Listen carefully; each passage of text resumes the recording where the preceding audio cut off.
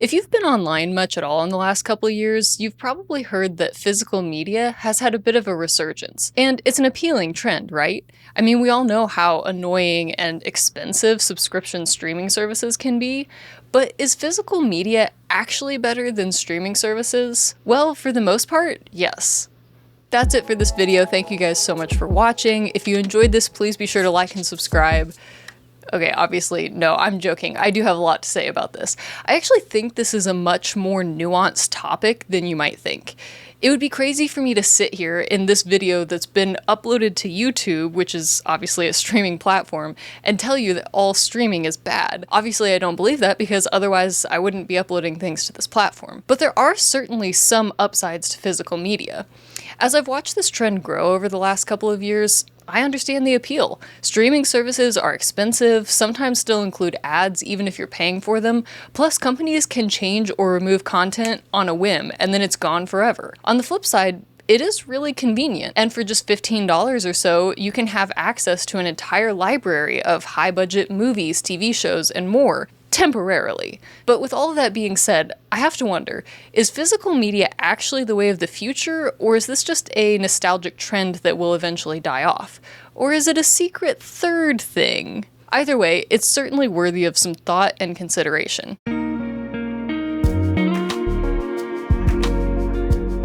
As I was doing research and writing this video, I sat down and added up all the streaming services that I'm currently paying for each month.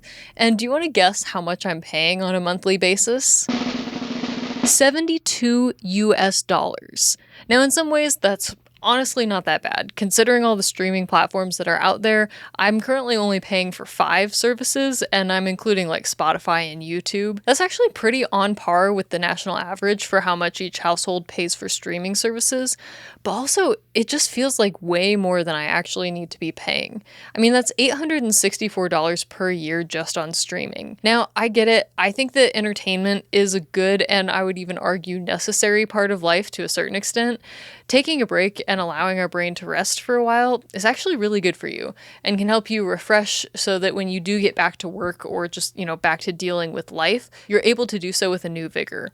So all of that to say, I think entertainment is worth investing in, but also as someone who would love to be able to afford a house one day, an extra $864, while not enough to just buy a house with that much money, obviously, but it would help me reach that goal faster. Now, there are some significant upsides to streaming. For example, convenience. If I'm traveling out of town, it's way easier to just grab my phone, which I was already going to take with me anyway, as opposed to a bunch of bulky DVDs and Blu-rays. Even when I'm at home, it's insanely convenient to just turn on the TV and have every movie and TV show ever made right at my fingertips. You know how after a while Netflix will pause your show and hit you with the "Are you still watching?" screen? Well, as humiliating and annoying as that is, it's even more annoying to have to physically stand up off the couch after every 4 to 5 episodes to swap discs. This is the most first world problems video ever made. Oh my goodness. Anyway, another benefit to the format of the streaming platform is that a lot of these bigger platforms are able to have big budgets to make some really great shows. Some examples that come to mind, Stranger Things, BoJack Horseman, Severance, Ted Lasso, Dickinson. I could go on. Obviously there's also going to be some flops, like Rings of Power comes to mind, but the great thing is you obviously don't have to watch those. It's up to you what you watch, so you can be very selective if you want to be. Streaming has created a lot of positive changes in the way we create and consume media. It's connected us in a way we've never imagined before. With just a phone and your imagination, you can create videos from your house and build a community of people around the world that you would have never met in real life. That's really cool. I would argue that this is maybe the best example that we have of a modern American dream. The idea that if you work really hard and consistently and also have a decent amount of luck, you can change your life for the better. It's opened the door for lots of different types of content to be created. Everything from a guy streaming himself playing video games in his bedroom, all the way to massive cultural phenomena like Stranger Things. But it's not all sunshine and rainbows.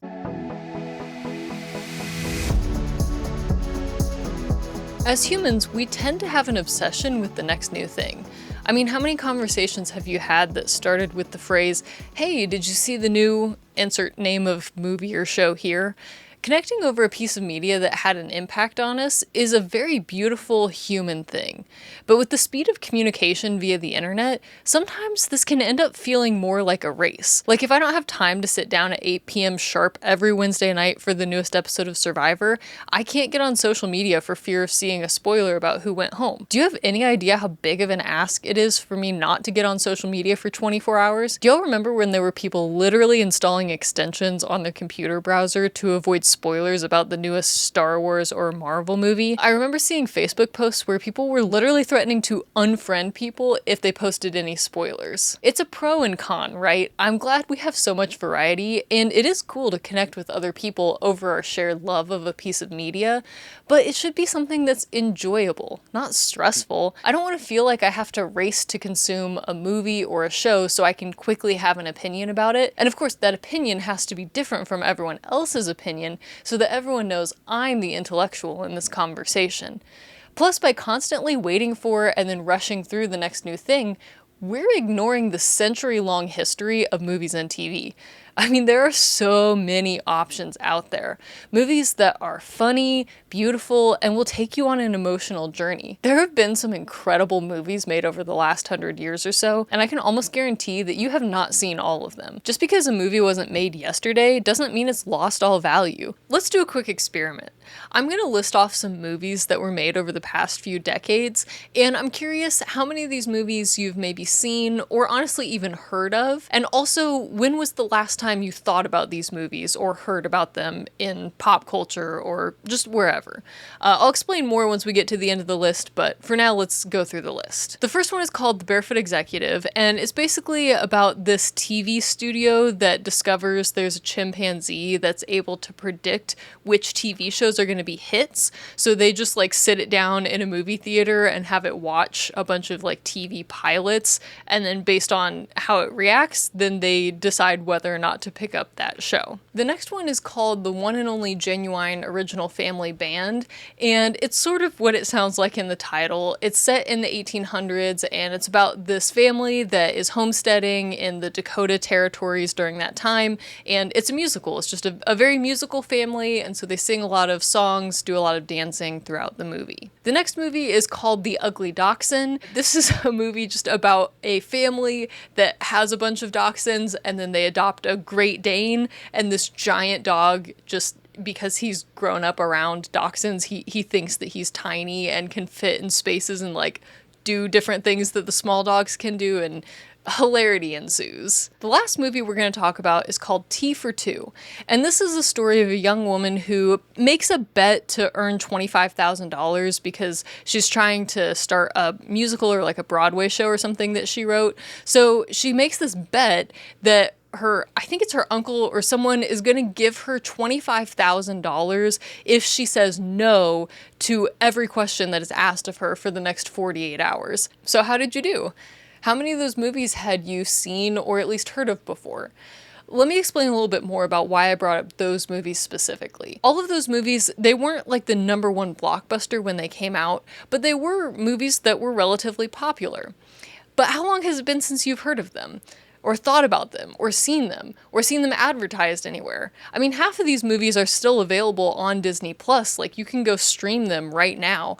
But is Disney Plus promoting these movies that were made several decades ago? Not really. In fact, sometimes the older movies get, the harder it is to even find ways to watch them. Half of these are available on Disney Plus, but the other half, the only way to watch them would be to either buy a physical copy or you could pay to rent them through a streaming platform, but they're not like available on any of the streaming subscription services that you might already have. So you really kind of have to go out of your way to watch any of these movies. I bring that up because I want to talk about just how fleeting media really is. I want to talk about that in today's context. If you're not buying physical copies that you can physically take with you from place to place, then there's no guarantee that those movies or TV shows are going to be constantly available on the streaming subscription services. Eventually, movies are going to age out of it. I mean, it might take a while, so I'm not saying this is going to happen tomorrow, but what about 10 years from now, or 20 years, or 50 years? If you want to go back and rewatch your favorite show or movie, there's no guarantee that it's still going to be on a subscription streaming platform because they're constantly just trying to promote whatever the newest thing is that they've made. Even if you purchase a digital copy of something, it's not a guarantee that you're going to have access to that forever. Because if licenses change or contracts expire, then there's a possibility that even though you paid money and you quote unquote own a digital copy of something, it could still get taken away from you, unfortunately. But, I'm not trying to fearmonger here, but just stating a fact, if you wait 5 years, 10 years, or 20 years, there's no guarantee that whatever your favorite movie or TV show is going to be even available to purchase a physical copy of. There are some great organizations out there like Turner Classic Movies and the Criterion Collection, just as a couple of examples, that are doing a really good job of trying to help preserve our history of film and cinema and media, but they can only do so much. There's only so many movies that those platforms are able to make available, and so if you like a movie or a TV show that's maybe a little more niche and not one of the biggest, most popular movies, it's possible that it could go away and that you would just not have any way to access it in the future. Again, I'm not trying to fearmonger here because I'm sure there's going to be incredible movies that are going to be made over the next 5, 10, 20 years. There's always going to be something new, shiny, a new great movie or show that you're going to want to watch and that will be available to you to watch. So I'm not saying that everything is going to go away and it's all going to get burned down. I don't think that. But I am just going to say, look, if there's something that is really important to you, that this is your comfort show or whatever it may be, that you really need to have access to for the rest of time, I would definitely suggest getting a physical copy, because the speed at which modern media moves and just the fact that we're constantly moving on to the next thing, streaming platforms are constantly pushing the biggest and best and newest thing at you, that's the only way to guarantee that the classics are actually going to stick around and that you're still going to have access to them.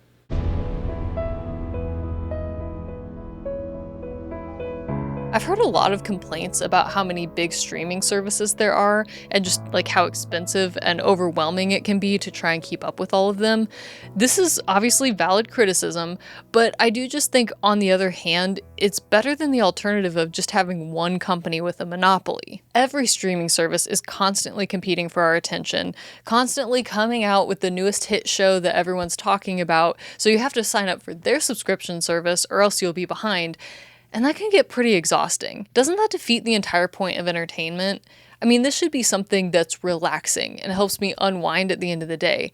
It shouldn't be another task that I have to check off of my list. It also leads to decision fatigue.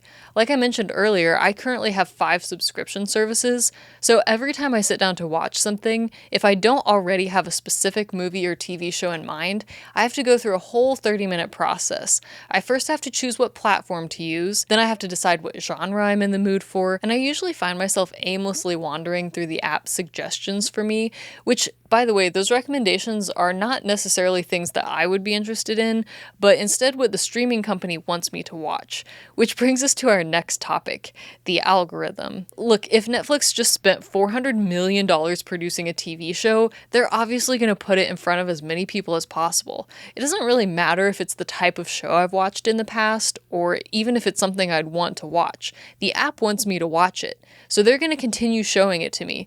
And yeah, sure, maybe I'll say no to it the first 47 times I see it, but that 48th time, I might give in. But see, this is why it often feels like there's nothing interesting to watch, despite an app having a vast catalog. If you don't know exactly what you're searching for, their suggestions can often be less than helpful in my experience, because they just recommend the same shows to you over and over again, depending on what they're trying to promote that week. On the other hand, sometimes an algorithm is a little too hyper-specific. I've noticed this a lot here on YouTube recently, where every time I open the app, I can almost guarantee that the first recommendation is going to be a Smosh video.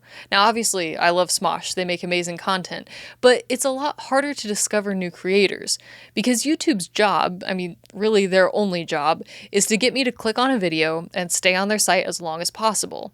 So if the algorithm knows that I love Smosh, well, why not make that the first recommendation? Why would they risk showing me something that they don't know if I'm interested in or not? The result is that I quickly get bored with an app's recommendations, and frustrated that I seem to be in a content rut where I'm only watching the same 2 to 3 channels all the time, because that's all that's ever being recommended to me. It doesn't matter how good the content of that channel is, if I don't have any variety in the type of content I'm consuming, it's gonna get boring eventually. So I often find myself browsing an app's catalog and not finding anything that I'm really interested in. Or sometimes there are movies that I want to watch eventually, but just not right now, so I'll throw them in my watch later playlist and get to them eventually. There's something about this ease of access that makes things feel less valuable.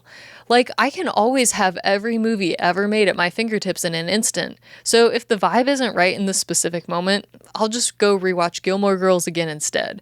My point is, do I really need everything at my fingertips if I'm realistically only going to rewatch the same 3 TV shows over and over again anyway? Okay, I've beaten around the bush enough. There's something we have to talk about when it comes to streaming, and that is censorship. You've probably seen how Disney has gone back and either added disclaimers to the beginning of their movies or removed or edited scenes that, through today's lens, might be deemed problematic. In theory, I think I understand why Disney as a company would want to do this. After all, since they've been around for so long, there are going to be things that they've included in movies that probably seemed fine in the culture or for their audience at the time, but obviously now looking back, yeah, it's aged pretty poorly. There's a few reasons why I think censorship like this is bad though. Mainly, I think because if we try to clean up our past, we can't look back and see how far we've come.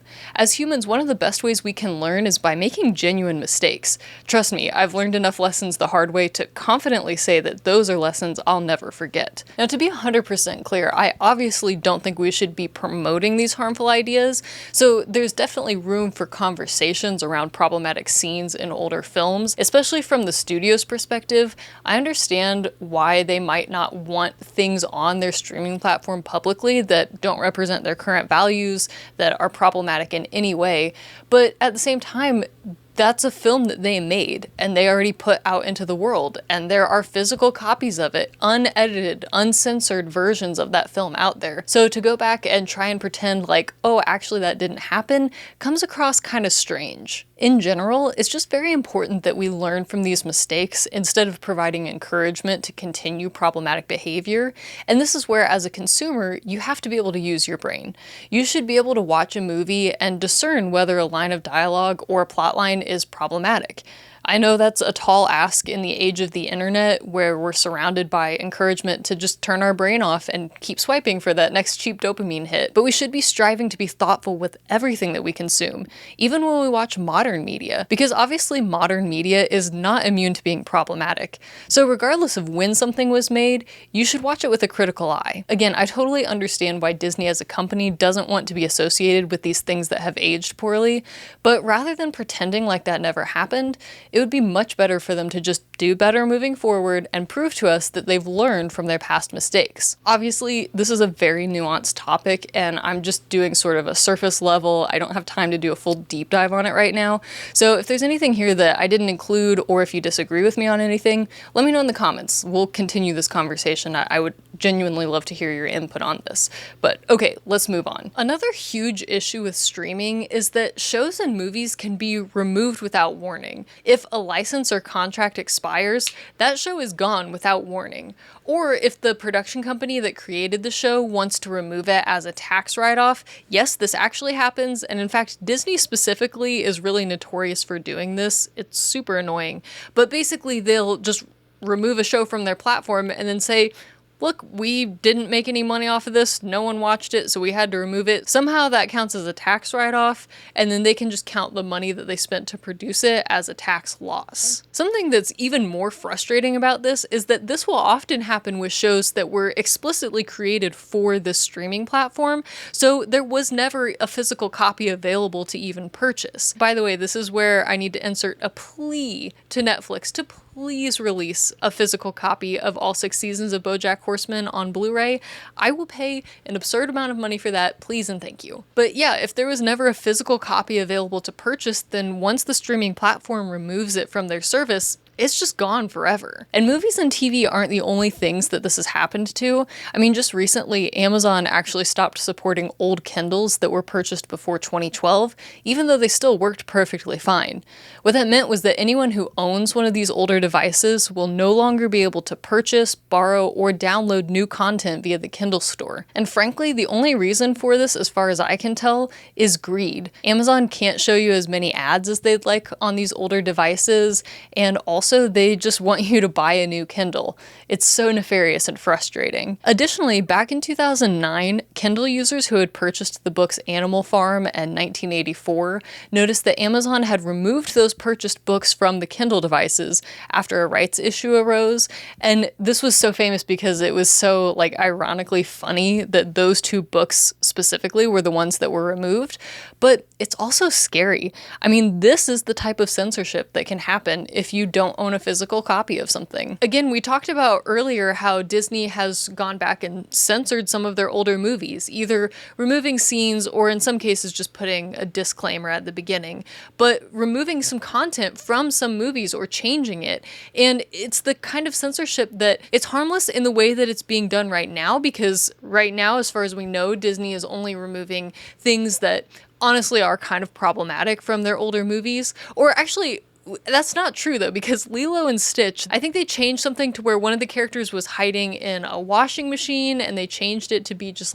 under a table. So just kind of weird, I don't know why that needed to be censored, but my point is, these are all kind of silly, goofy examples, or maybe not that serious right now, but just think about it for a second. Do we really want to start normalizing censorship? It becomes a slippery slope very quickly, and so, again, the only way to really guarantee that censorship doesn't happen is, once again, to own a physical copy. But here's the issue with that.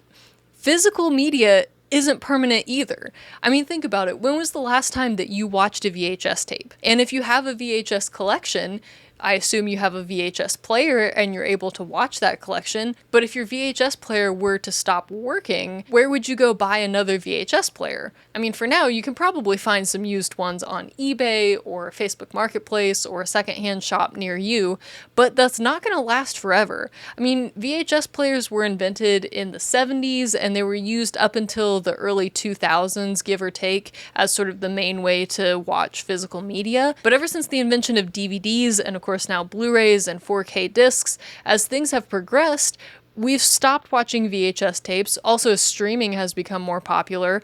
VHS tapes really aren't being produced anymore, and so no one's really making VHS players. And so if we've stopped making VHS players, then eventually you have to imagine we're going to run into a scenario where it's not really possible to watch VHS tapes anymore. And that's going to continue into the future as well. Eventually the same thing's going to happen with DVDs, with Blu-rays, with 4K discs. I mean, do you remember when you used to buy a laptop and it would have a disk drive in the side of it where you could insert the disk? Well, that's no longer standard. In fact, I don't remember the last time that I've seen a laptop that had a disk drive in it. So you can purchase external disk drives for the moment, but again, they're becoming less popular, and I have to imagine that eventually that's going to phase out. So physical media isn't 100% the solution either. Of course, you could buy physical copies of something and then digitize them, but even that is just not a perfect solution. There really is no perfect solution to all of this, as far as I'm aware. So what can we do? Is this all just doom and gloom? Absolutely not. In fact, I do think because there has been an uptick recently in physical media purchasing, that has to be something that production companies are noticing. And at the end of the day, production companies are going to chase the money. So if we're all going out and buying physical media, then that makes it more likely that new movies produced are going to have physical options available for purchase. You may have noticed that the types of movies made today are very different from the types of movies that were made 10, 20 years ago. I mean, how many movies today are original ideas versus sequels or reboots? Well, streaming can actually be blamed for this. Here's a clip of Matt Damon talking about how this change has affected the industry. The DVD was a huge part of our business, of our revenue stream, and technology has just made that obsolete. And so the movies that we used to make, you could afford to not make all of your money when it played in the theater, because you knew you had the DVD coming behind the release. And 6 months later, you'd get a whole nother chunk. It would be like reopening the movie almost. And when that went away, that changed the type of movies that we could make. It's crazy to think about how many iconic movies from my childhood simply could not be made today. It's frustrating to know that there are still good ideas out there and creative people who want to tell good stories, but they simply are not allowed to do so. And this doesn't just affect Hollywood, it's an issue in the music industry as well. I can't make an album right now. I'm not allowed to, because The Great Impersonator didn't perform that the way they thought it was going to. And if I'm being honest with you, the album sold 100,000 fucking copies first week. That's a pretty big first week, especially for an artist who hasn't had a hit in a long time. Yeah. The tour is the highest selling tour of my entire career. Yeah. But doesn't add up. They want manic numbers from me. Right. Everyone wants manic numbers from me. I can't do that every single time. It should be good enough that I do it once in a while, but it's not. It's not. And what would be considered a success for most artists, a success story, 100,000 albums first week in an era where we don't sell physical music. But it's a failure in the context of the kind of success that I've had previously. As discouraging as this might sound, there is something we can do about it.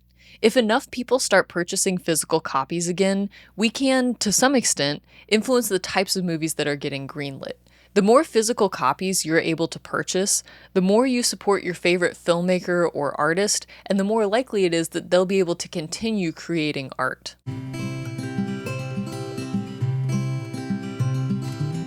Something that I think is important to talk about here as well is the difference between creating content versus creating art in the form of cinema. Now, what do I mean by that? Well, there is a bit of a nuance here, but for the sake of this conversation, I'll define these terms as follows. Content is meant to be consumed quickly and easily. It's meant to make you engage, whether because you find it funny, or it makes you angry, or whatever. It's designed to give you a quick dopamine hit and to keep your eyes glued to your phone screen. Cinema is something that's meant to make you feel something on a deeper level. It might make you laugh, cry, it might make you uncomfortable, but at the end, it sticks with you. It makes you think about the characters and how you would have acted in their shoes. It makes you reflect on your own life and the decisions you've made, the people you've known, etc. Every frame is a painting, and you can just tell that everyone working on this movie did so because they wanted to tell the best story possible. A great practical example of the difference between these two is how you're meant to watch it. Back in 2025, and actually maybe even a little earlier than that, Netflix started mandating that their writers needed to write with the assumption that the person watching the show is distracted by a second screen. They're literally assuming that you're on your phone while watching their content. You can tell when a show is written this way because characters will explain what they're doing because they're assuming that you're not looking, you're only listening, so they have to over-explain and say out loud everything that's happening. And hey, listen, that's not necessarily the end of the world. I mean, if I had to guess, I'd assume I don't have your full attention right now. And I'm not bitter about it. I genuinely hope that your cooking/cleaning/teeth brushing is going well. In contrast, cinema demands your full attention. Beautiful cinematography, subtle acting choices, and visual storytelling. If you're distracted with a second screen, you're absolutely missing out. But let's talk a little bit about why this is. Why do we have these two separate categories of media creation? Well, as we've entered the streaming age, we've developed an incredibly high demand for content to consume. As of 2025, millennials watch an average of 1.5 hours of TV per day and an additional 5.7 hours of streaming per day. That includes YouTube and that sort of thing. I mean, that's a crazy amount of content we're consuming. That's over 7 hours of content consumed every single day. I mean, it makes sense though. I know I can barely brush my teeth without a parasocial friend on YouTube yapping in my ear. Anytime I'm cooking, cleaning, going on a walk, really doing anything, I'm usually filling the silence with some sort of entertainment. Because otherwise I'd have to sit alone with my thoughts, and I cannot think of anything worse. I mean, think about how in the past, as recently as the 90s and early 2000s, you would go about your day, school, work, play, and then maybe sit down for a couple hours at the end of the day to watch Friends or Buffy the Vampire Slayer. You had a limited number of channels you could choose from, so sometimes you might be stuck watching reruns. If you were really uninterested in what was on TV, you could swing by Blockbuster and rent 1 or 2 movies. That was it. Contrast that with today, where we are not only watching things constantly, conveniently, but there's also a demand for things that I specifically want to watch. I want to log into my streaming app of choice and to be able to choose if I want to watch comedy, drama, romance, or whatever, versus back in the day when you had maybe 2 to 3 good options on any given night. So because of this extreme increase in demand for things to watch, you can see how the content creation industry quickly switched from prioritizing quality to prioritizing quantity. And that's not always a bad thing. Listen, everything I consume doesn't need to be the greatest piece of cinema to ever exist. Sometimes I just want to turn on my easy to consume show and watch my parasocial friends play games together and turn my brain off for a while. There's absolutely nothing wrong with that. But I think we need to have a balanced diet here. If that's the only thing I ever watch, it's easy to consume, but it's a lot of empty calories. Every once in a while, I need to consume something more meaningful that's going to stick with me. There are also a lot of smaller trickle-down effects from this. For example, do you remember the last time you saw a blooper reel? Or a behind-the-scenes video breaking down how a scene was crafted? What about watching a movie with the director's commentary track? I mean, these all used to be standard offerings as an incentive to get you to purchase a DVD of the movie, and now they're incredibly rare because people are just going to watch the movie on streaming anyway, and we're trying to crank out as many new shows and movies as we can as quickly as possible. We don't have time to develop all this bonus material like we used to. I don't think every movie needs this necessarily, but you see what I'm saying. Like, this is very much an indication of the shift from people creating movies because they're excited to tell these stories, versus people who are just clocking into their shift at the content creation factory. Now, of course, there are obviously outliers here too. I'm not saying that every movie made before 2010 was a piece of cinematic gold, nor am I saying that good cinema no longer exists. In fact, I've seen recent movies that are beautiful and everything good that you'd want in a movie. Some of them are even movies that were specifically made just for streaming. Like an example that comes to mind is Wake Up Dead Man. That movie is incredible. I'm just saying that the trend has shifted in an effort to keep our eyes glued to our screens at all times to maximize profit. And frankly, that gets kind of exhausting sometimes. I totally understand the desire to unplug and to go back to a time that was simpler. But the question remains, is physical media actually the solution to all of this?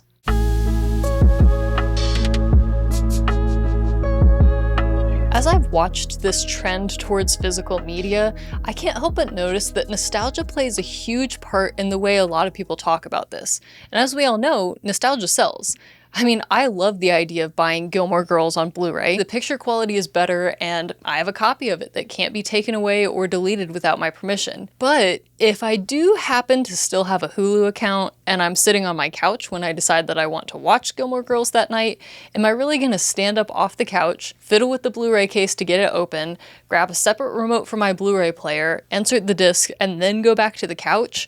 Oh, and also remember that I'll have to repeat that process every 4 episodes or so. Or, on the other hand, am I just going to keep my ass on the couch and press the Hulu button on my remote? Even though the Blu-rays are better quality, the convenience of streaming, even in my own home, is really tempting a lot of the time. So the question then becomes, am I buying physical media only because it makes me feel nostalgic, and because I like the way a Blu-ray collection looks on my shelf? Am I feeding into overconsumerism by buying discs that I have no intention of ever watching? Look, there are a lot of upsides to physical media. I mean, it encourages us to go out into the world and talk to people, which I think is something we absolutely need to be doing more of as a society. Plus, there's something about going to a video or music store and talking to someone there and asking them to suggest a movie or a show or an album they love. There's just something about that that makes me feel so much better than getting my recommendations from a computer algorithm. There's just something about getting a personal recommendation from another human being that makes me even more excited to watch whatever show it is that lights up this person that I'm talking to. When I can see a glimmer in their eye, it's just like, okay, this show brings this out of this person. I can't wait to experience this piece of art. And listen, it might not be the perfect recommendation every time, but there's such a beauty in the randomness of life. What I mean by that is, if someone recommends me a show because they love it, It might not be for me, but it's an experience for me to watch a show that I never would have chosen otherwise. Expanding your horizon is a really good thing because it allows you to see the world through different perspectives that you might not have considered before. Plus, it gives you something to talk about the next time you go into the video store. If you didn't like a show, that's fine. You can talk to the person who recommended it and have them explain to you what they love about it. It might give you a new perspective. Not every show has to be my next favorite. Sometimes it's enough to just have the satisfaction of knowing that I tried something new. If I'm just constantly being served content that is hyper-tailored to my exact interests, it's really easy for that to become an echo chamber where I'm just hearing my own opinions regurgitated back to me over and over and over again. It's really healthy to get recommendations from other humans, to hear stories from perspectives that are different than your own. That's one of the reasons I love storytelling so much, is because it gives me the opportunity to experience adventures and cultures that I might not ever get the opportunity to experience in real life. So all of that to say, no, I don't think physical media is just nostalgia bait, but it certainly can be.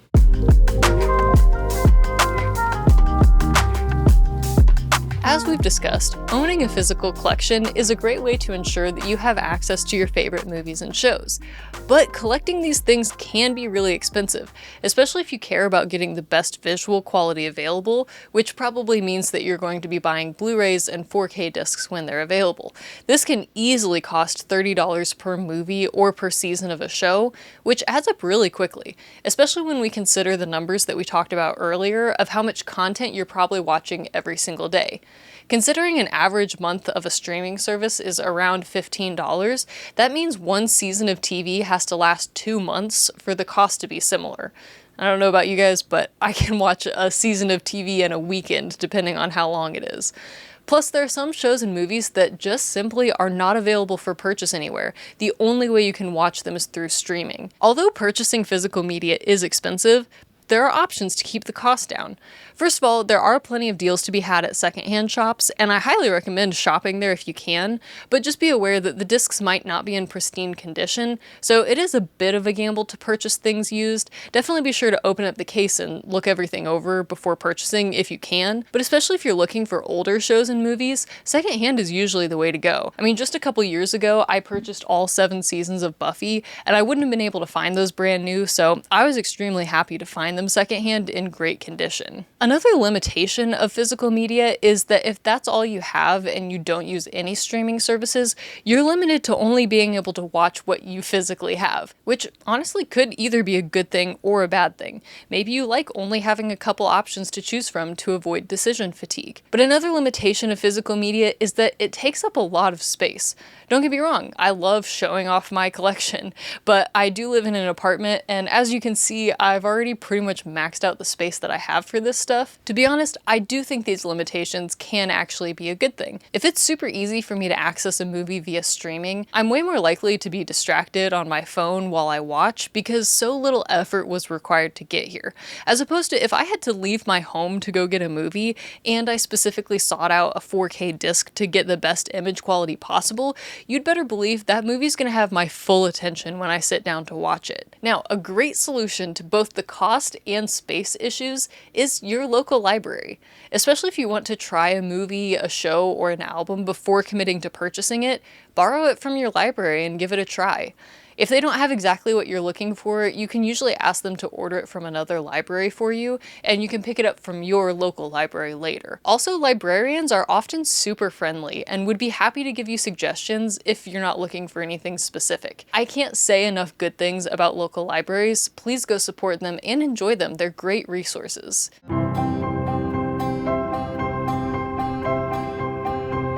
To sort of wrap all of this up here, I don't think that streaming is evil, nor do I necessarily think that physical media is the perfect solution to all of our problems. It's certainly my preference when possible, but it's not always possible or practical. And I also don't think I should feel guilty for streaming something just because I happen to own a physical copy of it as well. For better and for worse, this is the era that we're currently living in.